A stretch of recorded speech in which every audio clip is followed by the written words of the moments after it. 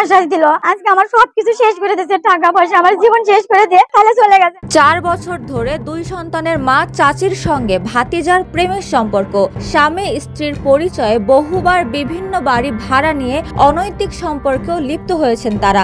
এমনকি ভাতিজার জন্য নিজের সংসারও ভেঙেছেন চাচি।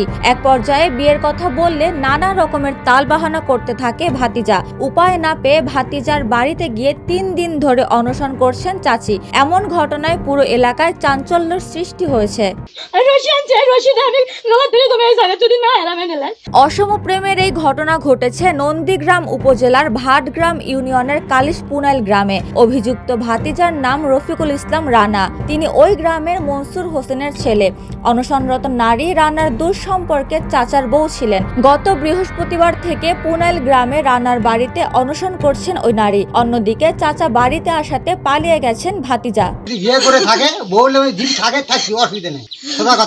অনশনরত ওই নারী জানান, শুরুতে প্রেমের সম্পর্কে না জড়াতে চাইলেও রানা তাকে বিভিন্নভাবে হুমকি দিতেন। এক পর্যায়ে প্রেমের সম্পর্কে রাজি হলে রফিকুল তার সঙ্গে একাধিকবার শারীরিক সম্পর্ক করে। সে তার সাজানো গোছানো সংসারও নষ্ট করেছে, নিজের পরিবার ও বাড়ি থেকে বের করে দিয়েছে। এখন আর কোথাও যাওয়ার জায়গা নেই তার। রানা যদি বিয়ে না করে তাহলে নিজের জীবন শেষ করে দেয়া ছাড়া আর কোনো উপায় নেই তার কাছে। ভুক্তভোগী চাচির দাবি, গেল শুক্রবার অনশনে বসলে তাকে মারধর করে নগদ 20,000 টাকা এবং মোবাইল ছিনিয়ে নেওয়া হয়। এরপর মোবাইল থেকে প্রমাণ নষ্ট করে তাকে ঘর থেকে বের করে দিয়েছেন রানা ও তার পরিবারের লোকজন। পরে অসুস্থ হয়ে পড়লে স্থানীয় এবং সাংবাদিকদের সহায়তায় বিজরুল স্বাস্থ্য কমপ্লেক্সে ভর্তি হন তিনি। তবে প্রেমের কথা অস্বীকার করেছেন ভাতিজা রফিকুল ইসলাম রানা। তার দাবি, সব অভিযোগ মিথ্যে। চাচির সঙ্গে তার কোনো সম্পর্ক নেই। বিভিন্ন ছবি সুপার এডিট করা হয়েছে।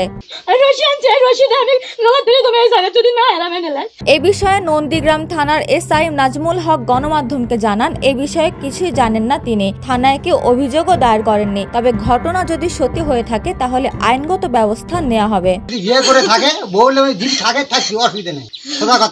উপমা রায়, সোনালী নিউজ, ঢাকা।